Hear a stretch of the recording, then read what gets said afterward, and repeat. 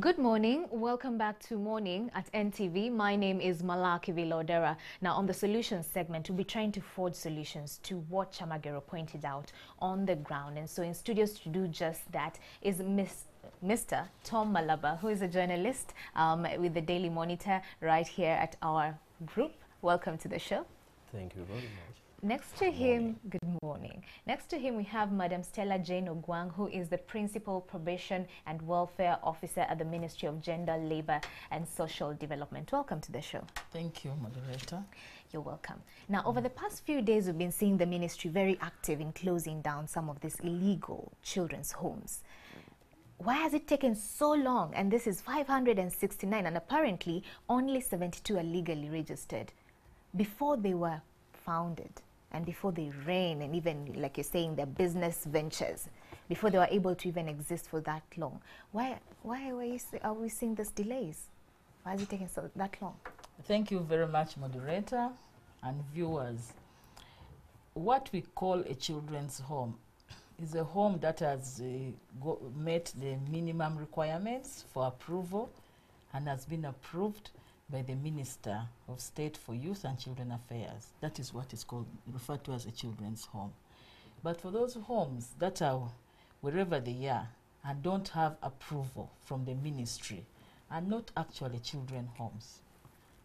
They are keeping children without following the right procedure. And once we get to know that they exist, that's when we take on the responsibility to ensure that we close them. And what's the right procedure? The right procedure for approval of a children's home, as laid down in the Children's Act and in the Approved Homes Rules 2013, is one and foremost, the organization must be registered by the NGO board. 2, if it is not registered by the NGO board, it must be registered by the Registrar of Companies. Once that is done, then the district where the home intends to operate must have the number of children required, the number of children being abandoned, the number of children without alternative care, the number of children that don't have where to stay must be high. That guarantees for a home. Then 4, the probation and social welfare officer of the respective district must request for need for a home. Once they've done that, then the home can start the process, the structures, the personnel that are supposed to be in the home. It is good. You go and inspect the structure. The probation officer inspects the structure. We have guidelines in the Approved Homes Rules. The district health inspector inspects the nature of buildings that are there. Once they are satisfied that this is a good facility, they then apply to the permanent secretary of the Ministry of Gender, Labour and Social Development, requesting him or her for approval. Once the letter has been brought to the ministry, the letter is marked to the department, to the directorate that is in charge of the Department of Youth and Children Affairs, and this letter is directed to the Alternative Care Unit at the Ministry of Gender, Labour and Social Development that has the responsibility to monitor, inspect and supervise the operations of a children's home. Once the letter has been submitted, the unit should then go and visit the facility. Once they find the facility meets the minimum requirements as set by the Children's Act and Approved Homes Rules, then we have a technical working group that should look at the documentation, look at the reports, both from the district and the team that has gone from the ministry to do an inspection. Once they find that they meet the minimum requirements, then the home is considered for approval. Then how come we have 569 illegal homes? You rightly said they are illegal because they have not followed the right procedure. And if they've been operational for this long, does it mean that the ministry is failing in terms of monitoring? We are not failing in terms of monitoring. You monitor first and foremost, and when the home is approved, then it becomes solely our responsibility to monitor. But some of them decide on their own to start operation. We don't know you in our books, we don't know you in our system. We only hear that you're operating. That's when we decided to say, let's have all these homes that are illegal closed. Actually, under the law, they're supposed to be prosecuted. So you're taking that route up? We are also taking that route up. They're supposed to be prosecuted because the requirements are, you don't start by keeping children in the facility before you get the minimum requirements. Mr. Tom Malaba, you have been following through this particular, developments and very keen, even in investigations front. But you're totally against this particular angle and direction the ministry is taking. Let us in on that. Yes, I'm very, very against what the ministry is taking, because the person who is bringing up what she's talked about, for example, as let me start with the what she called informal homes. God is Mercy Children's Home is a home just in Impelerwe. If a home in Impelerwe can be illegal all these years since 2011 for a period of 7 years, and government has not taken a step to close it, and then it closes it 8 years later when it has even allegedly sold children to Americans, then we have a problem. If they cannot reach Impelerwe in a day, how will they be in position to reach Kabong and see what is happening? Whatever the ministry is coming up with, I know, I want to say that they are not being fair to the Ugandan people, because these are informal settings. A mother, out of passion, she sees this abandoned child who has been abused by the relatives. She takes on this child. There is, for example, a child that was taken. He's called Joshua Sozi. He's now in America. Joshua Sozi was born to a brother and a sister. And then the parents didn't want to see this grandchild of theirs. It was born out of incest. They wanted to throw it out. God is Mercy Children's Home takes up this child. There are many stories of that kind. So if the ministry had formal settings, they are the ones who should have taken up this child. The other thing that she talks about is the alternative care unit at the Ministry of Gender. The alternative care unit, let me say this, that the alternative care unit was suggested by a person who is a wife. He's called Mark Riley. Mark Riley is the husband to Karen Riley. Karen Riley is a Briton who is bringing these children who have allegedly been trafficked from the US back to Uganda. And alternative care has been suggested on the law books. Now, Mark Riley goes with his colleagues and they register an NGO with the Uganda Registration Services Bureau. In the same names, Alternative Care Initiative. Madam Stella, why are we having this loopholes? Because it seems like the ministry is just blinded. People run and operate 8 years without your know. We in terms of, thank you, in terms of inspection, assessment, supervision of children's homes in a respective district, the responsibility as per the Children's Act lies with the district probation and social welfare officer. The district probation and social welfare officer has the responsibility to do surveillance in their respective districts on the number of on illegal homes that are approved. Now, once a home wants to be request for approval, the probation officer should recommend it and inform the ministry. Once the ministry is informed, then we go through the processes I explained to you earlier on. That's what we are supposed to do. But there could be, like Tom is raising, a mother decides to collect children. Where in the law is it written that a mother should collect children? But they're doing this illegally and no one is, Yes, they do it illegally.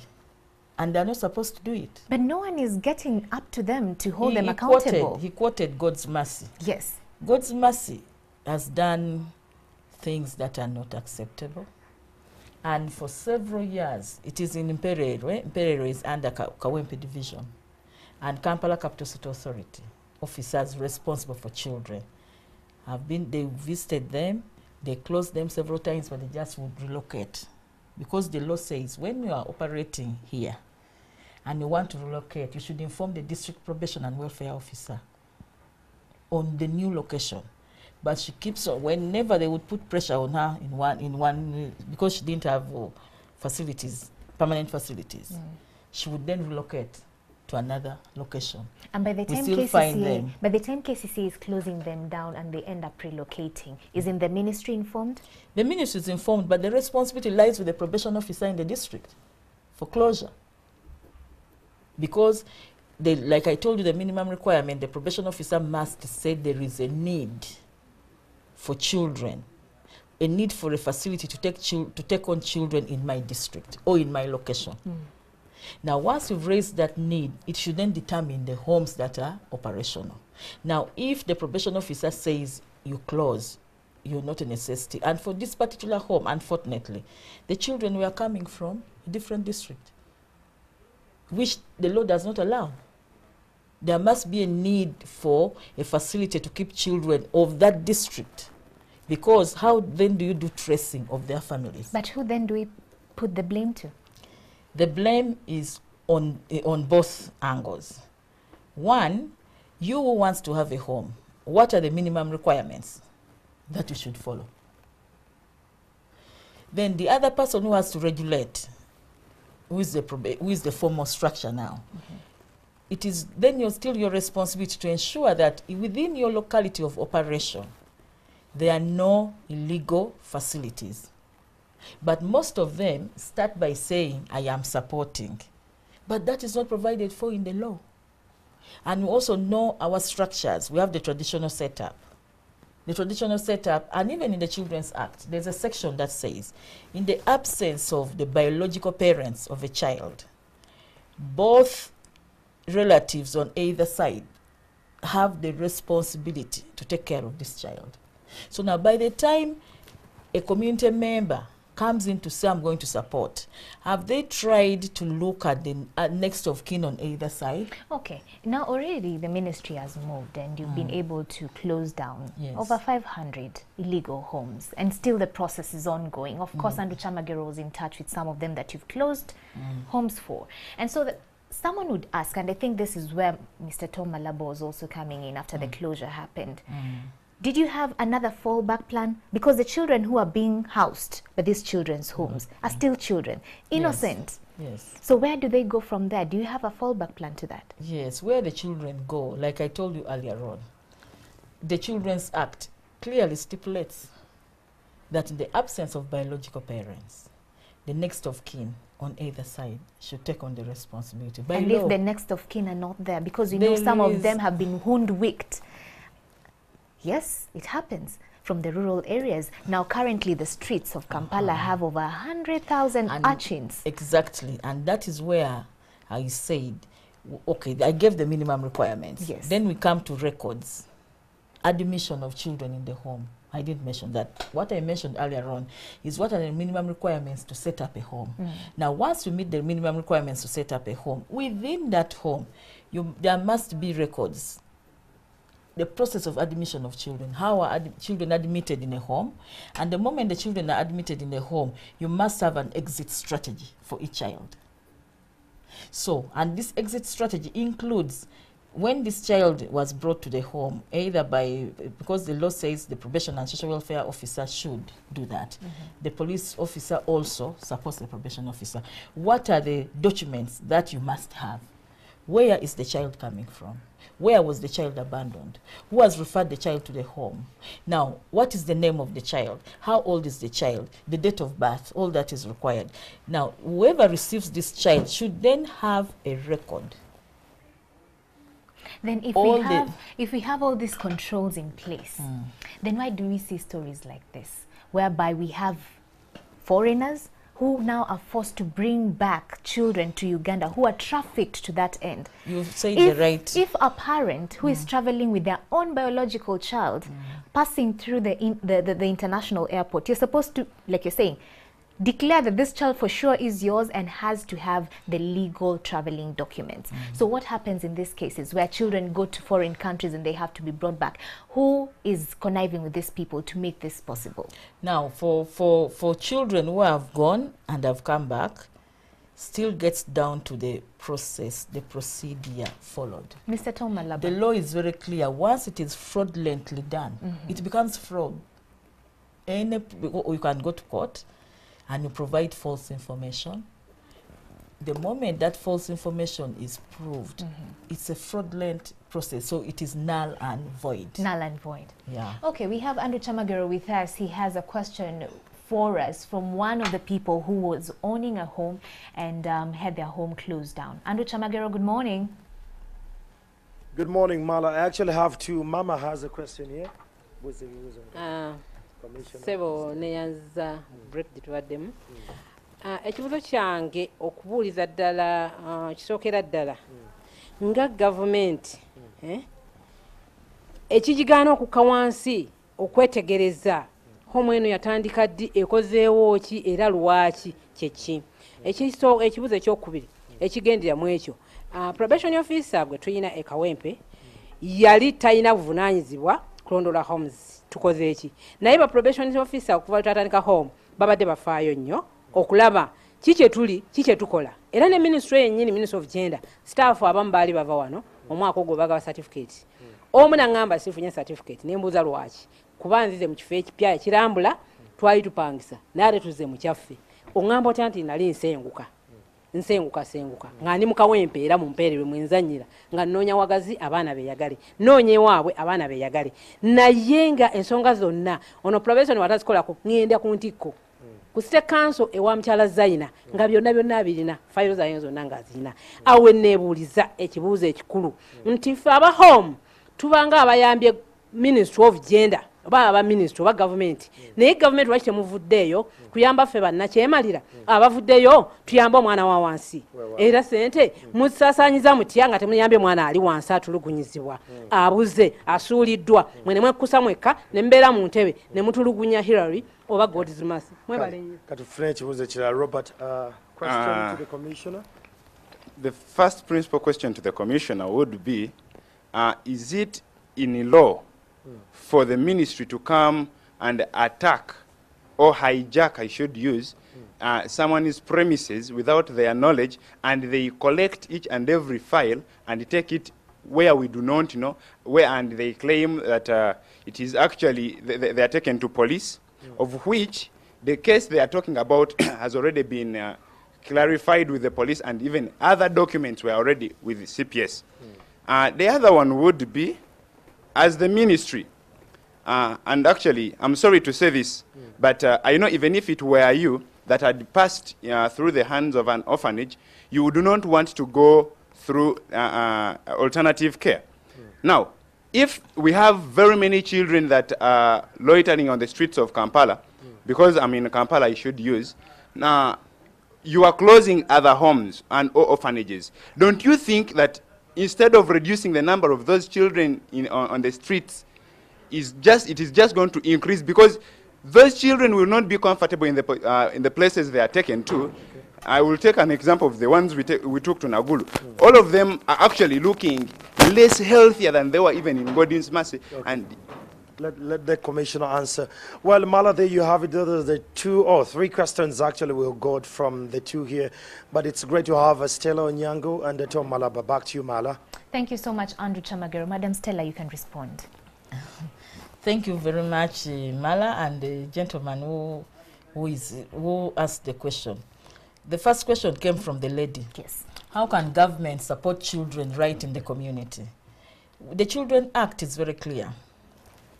In terms, even before I get to a home coming in as handy, they're mentioning the alternative care framework. The alternative care framework gives a continuum of care. And the first one is the family setup. In the family, we have the next of, in the family is the first response. Then in the absence of the family, we have the next of kin, like I said, on either side. In the absence of the next of kin, we have the community to take on the responsibility of taking care of children. Once in the community we don't have somebody to take care of the children, that's when we now have a children's home to fit in. Before even the children's home, we look at domestic adoption. After community, we look at domestic adoption. Community will be fostering. Then we look at domestic adoption, where these children who don't have homes can be adopted within the country. Once domestic adoption fails, then the children's home is almost the fifth at the extreme end. The last resort. It's not the last, the last resort. Okay. A home should be the last resort. Yes. Now, within then we also go in for, and if we fail with domestic adoption, we can go for inter-country adoption. That is the continuum of care. And that is the alternative care framework that the gentleman mentioned that we refer to. And this framework derives its mandate from the UN guidelines on alternative care. Uganda is a signatory to the United Nations Convention on the Right of the Child. And the UN guidelines on alternative care is also hinged on the UNCRC. That looks at, in the event that children are separated, children are abandoned, there should be a mechanism in place to ensure that these children are provided for. Mr. Tom Malaba, you want to respond? I just wanted to talk about the alternative care. She says it is a UN mandate, but they have allowed an individual, all individuals, to hijack this name, Alternative Care Initiative. And basically, this is the man who drafted the Children's Act 2016, the amendment, and he now has an NGO. So the other homes are saying what these people are saying. They are being handed to an individual to manage what government ought to be managing. You get? Now, That is not true. she talked about the issue, there was an issue of children. Maybe, if you remember, there has been an issue of Nabukera. There was an issue of Sebanga. Government did nothing to help these children get to get a better life. Yes. How sure are we they are going to do anything today? Madam They are Stella. talking about, Yes. sorry, they are talking about alternative care, but government has not put up any homes where these children, as the moment they are rescued from wherever they are, to be taken. Unfortunately, we're running out of time. So in your opinion, Tom, now that you've interfaced real time with these particular issues on the ground, what would be the ideal solution to tackle this? The ideal solution is leave the community initiatives in place. Put in place what you want to put in place. Put in place homes.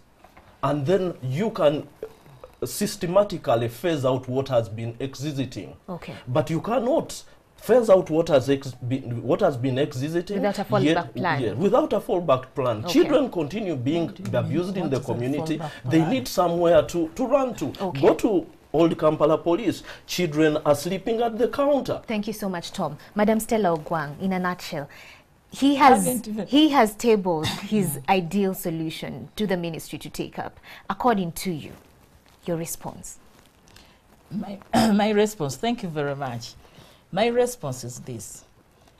The Children Act provides for support for children by local authority, including community-based organization, including any other local authority, but does not allow you to set up a home in the name of providing for the children. He's raising the issue of alternative care, UN guidelines given to an individual. No, that was a consultant in 2009, 10, 11, who supported us to develop the alternative care framework. But seemingly, Madam Stella, it seems like we have so much controls and so much regulatory frameworks that are not being implemented. So according to the ministry moving forward, how can you best handle this situation? We had the man on the ground and he was saying that you're closing up this Yes, one I wanted without to- a fallback plan. So in a nutshell, 1 minute in a as we come to a nutshell, close. when they talk of us not having a fallback plan, that is wrong. A fallback plan, like I told you, there's a continuum of care that people should follow. Yes. You cannot tell us that we should have a fallback. You, first of all, you decide on your own to set up a home. We've not given you the responsibility. We've not given you the mandate. Because the law is very clear on who should have the mandate to do that. So where do these children go to as These you come to a children close? are resettled back with their family. Okay. They should be resettled back with their family, the next of kin, their community members, their people who want to do domestic adoption. They should give them to those persons They should do it, not the ministry. Working with the probation, we Okay. have the probation officer at All the right. forefront. Okay. So when we say they should, probation officer by law is mandated Okay. to do resettlement, to do reintegration, and to support these families while they're integrated. Remember, when people say we don't have structures in place, it's disheartening. Okay. At the district, we have the district probation and social welfare officer. At the sub-county, we have the community development officer. At the parish level, we have those persons who are in charge of parishes. Okay. At the village level, we have the LC1 chairpersons. All And right. among them, there's somebody who is specifically responsible for children. The Local Government Act stipulates that. The Local Council Court Act stipulates that. The Children's Act stipulates that. Even the Constitution. Okay, Madam Stella Jane Ogwang, the Principal Probation and Welfare Officer from the Ministry of Gender, Labour and Social Development. Thank you so much for making time. You're welcome. We also have Mr. Tom Malaba, who is a journalist with the Daily Monitor. Thank you so much for your input. Of course, this is a conversation that we're keen on and we'll be keen to have it again. The So time is keep not your a viewers, knife. yes. Your keep time your is views, keep your views coming. The hashtag is Morning at 10 TV. We'll be sure to bring them back again. Of course, with what you have to say as well. That has been it for Solutions segment. Morning at 10 TV still continues. Up next is Tech Note with Flavia Tumusime. Keep it here.